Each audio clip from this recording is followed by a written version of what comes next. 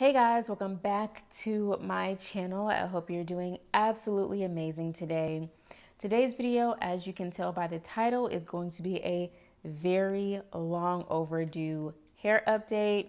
Y'all have been asking me like, girl, what is going on with your hair? Girl, we need a hair update. Girl, give us the hair deets. So in today's video, we're gonna be talking all things hair, my hair specifically.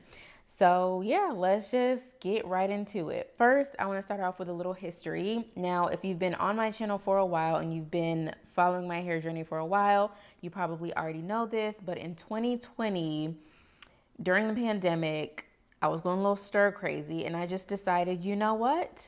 I want to be a straight natural moving forward. And then in 2021, I decided that I just wanted to cut all my hair off.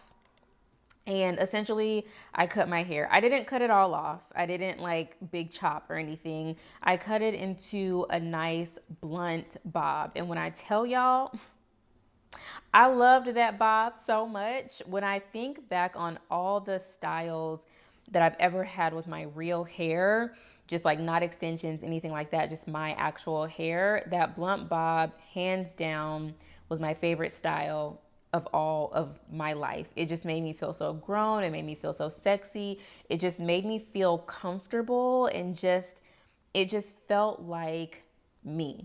So I kept that blunt bob for a couple of months and then I decided that I wanted to grow my hair out. So that leads us to where we are today. And essentially I just wanted to kind of like walk y'all through the process of growing my hair from blunt bob to where we are now. And most of that was protective styling. So I kind of just want to talk through my method of protective styling, how I went about protective styling, and how we got to where we are today. First off, I just wanted to start out with the Google, Wikipedia, Webster, Merriam-Webster definition of what is a protective style for anyone who may not know. I'm sure most people do. However, maybe some people don't.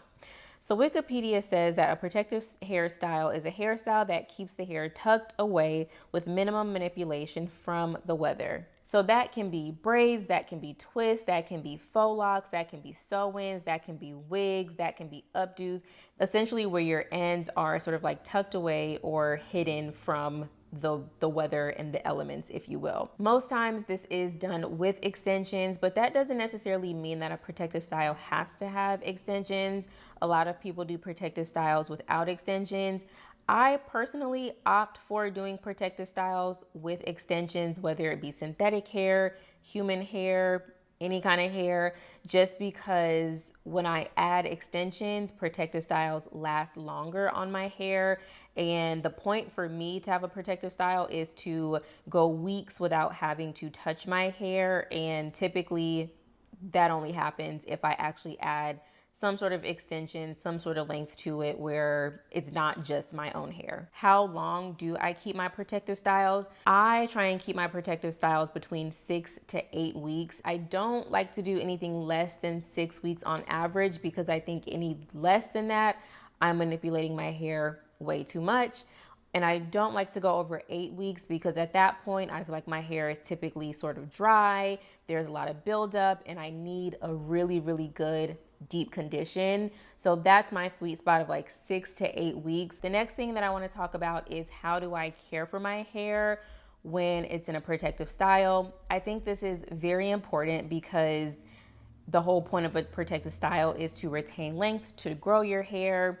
And if you don't do the right things, then your hair will break and it's just gonna be pointless and counterproductive, if you will. When it comes to daily moisturizing of my hair in a protective style, I like to take a DIY concoction solution of half conditioner, half water, and put it in one of those like spritz spray bottles, like the ones that mist. I personally just love the feeling of a good mist on my head, but you can use just like a regular spritzing bottle, any kind of leave-in conditioner, half of that, half of water, putting it in a spray bottle and like spritzing my hair either once a day or a couple times a week, just depending on how dry I feel like my hair is and how much moisture I feel like my hair needs. But something else I think is super important is scalp care when it comes to a protective style, just because I think a lot of us, we know the toll that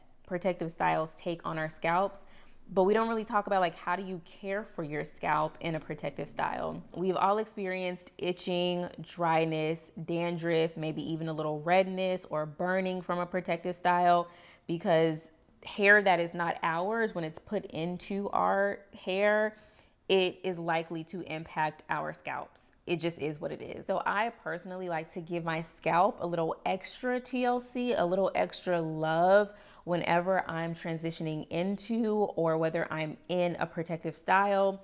And that is where the sponsor of today's video, SheaMoisture, comes in to help us protective style girlies out. So SheaMoisture actually has 2 scalp care systems, and these 2 collections are perfect for scalp health no matter what problems you're experiencing. I personally have struggled with dandruff for as long as I can remember, literally since I was a child. And when I have a protective style in, I don't know why, but my scalp just tends to be even more dry and it tends to have a lot more dandruff. So I love that the Anti-Dandruff collection actually targets and relieves symptoms of dandruff. So like the flakiness, the itching, the burning, the redness, girl, it takes care of all of it because of its ACV and salicylic acid ingredients. But it also helps to hydrate the hair because it does have vitamin B and shea butter ingredients as well. However, if you're not looking for anti-dandruff like me and you're just looking for something that hydrates your hair and your scalp, they got you too, girl. So they have the Scalp Moisture collection, and this collection hydrates the hair and the scalp and leaves your hair and scalp 8 times more moisturized. Run and tell that, because I mean 8 times, 8 times. So each of the 2 systems actually includes 4 items. It includes a pre-wash, a shampoo, a conditioner, and then a daily scalp treatment that you can literally apply right to your scalp every single day or a couple times a day, depending on your personal needs. And as you have your protective style, you can make sure that you're treating and helping your scalp literally every single day. I know I can't be the only one who struggles with my scalp. So in the comments below, let me know what your scalp horror stories are or your scalp journey, and click the link in the description box to figure out which SheaMoisture scalp care system is right for you. Next, let's talk a little bit about some of my favorite protective styles, because I've had a lot, but there are a couple that definitely like rise to the occasion when it comes to just like really good protective styles for me personally. First and foremost, my Ryan Destiny inspired braids. Fam, I mean, I literally can't even say how much I loved those braids, and I will be running them back this year for sure. I don't know what it is about them. I just feel like they fit my face, they fit my style, they fit my vibe, they fit my personality. All of my friends and family were like, there's just something about those braids that are just so you. And I was just like, I know. The next protective style that I really like is like a half cornrow, half individual in the back, mainly because it relieves a lot of the tension on the front of my hair, the front third of my hair. This section in the front and then also on the sides just tends to be a lot less dense than the rest of my hair. So with having cornrows in the front instead of individuals in the front, it just relieves a lot of that tension. It's not like individual braids pulling at individual pieces of hair, if that makes any sense. So yeah, that's why I really like that style. Not so much the look of it, just how well it does for like the density of the front of my hair, knowing that the front, she does what she wants to do. Sometimes she's thick and full, other times she's like, I barely want to be here, I'm just here so I don't get fined, you know? The third protective style that I absolutely love, baby, my traditional sew-in. I hadn't had a traditional sew-in since college, so as soon as she installed it, it's like I was transported back to 2012. I was in college. I was doing hood rat things with my friends. Like, it just gave me the urge to go out and be like 20 again. It was just such a fun style. And also, look, no protective style does it like a traditional sew-in, especially when your extensions blend really well with your leave out. I mean, it's unmatched. It truly is unmatched. I will say, as we all know, the leave out be getting fried and dyed. I mean, it is what it is. It wasn't the best on my leave out, but that's to be expected. The rest of my hair, thriving. I mean, amazing. Whatever was under the sew-in, pure gold. It was mostly just the leave out that wasn't great. So I will say, for the next time I do a sew-in, I will definitely have my extensions in the curly state, and I'll just twist out my leave out so that way I'm not having to put heat on it, just because it's just not the best thing for my hair. However, the look, chef's kiss. The rest of my hair, chef's kiss. It's just be that leave out. And my last favorite protective style is just the alternative to my sew-in, which is my custom made closure wig. And it's like a full wig. None of my hair is left out. All of my hair is cornrowed under. And I will say, of all the protective styles, this one has done wonders for my hair and my hair growth, because it's all underneath the wig. All my hair is underneath, all my hair is protected. But just like a good bra, at the end of the day, you take that thing off, you let your scalp breathe, and you just feel so free. Certainly the best protective style for the health of my hair, especially the front of my hair. Next, you may be wondering, what do I do in between protective styles? When I'm exiting a protective style, I will, of course, take the extensions out. I will remove any shed hair. I will detangle it, and I will go to my stylist. And I mean immediately, expeditiously. Literally, I typically take out my protective styles the day before I have my appointment with my stylist. What I love about going to my stylist right after a protective style is that she's literally able to look at my hair and tell me how a protective style impacted my hair. So for example, coming out of my wig, she was like, girl, the front of your hair is so full, because I literally was doing nothing to it. There was no tension. It was just thriving.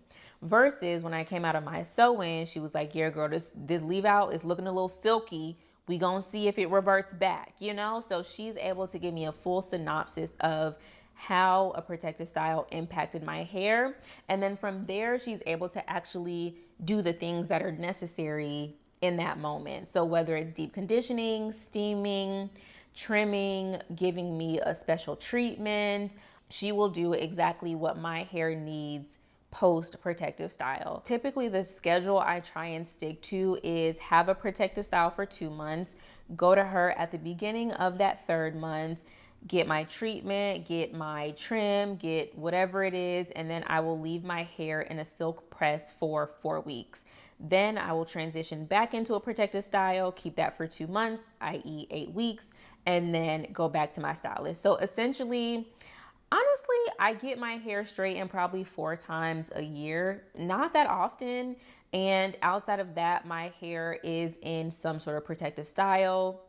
And that is my very simple but effective protective style schedule. Last but not least, what is next for me in my natural hair journey? Because at the end of the day, I don't think that natural hair journeys are linear. I think they're up, they're down. You have different goals at different times. Right now, I'm just in a very experimentative phase with my hair. I don't have goals for my hair right now. I'm just kind of whatever I want to do with it, I want to do with it. And if one day I decide to big chop it back all off and grow it back out to be its true natural 4C texture hair, then I'll do that. I don't know. I'm just in a very experimentative, non-committal phase of my natural hair journey right now.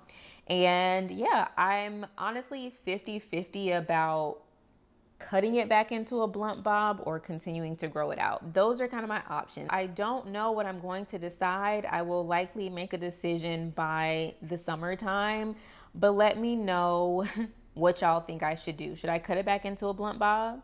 Shall I grow it out? I'll show y'all the length of it. The front is just up because I've had this silk press for like 2 weeks and I've been working out. So she's old. The roots are wanting to revert back. So I had to like pull it up just to look decent today. But the back is almost bra strap length. So I could keep growing it out and see how we can get to that bra strap length, because like, I don't know if y'all can see, but it's pretty long. It's pretty long. Should I cut it? Should I keep growing it? Definitely let me know your thoughts in the comments. Also, if you have any questions about any of my protective styles, let me know in the comments. That's really it for my hair journey thus far. And let me know, should I cut it? Should I grow it? What should I do? Let me know. Let me know. Because I kind of really want to cut it. Anyways, I hope this was helpful and I will see y'all in my next video. Peace.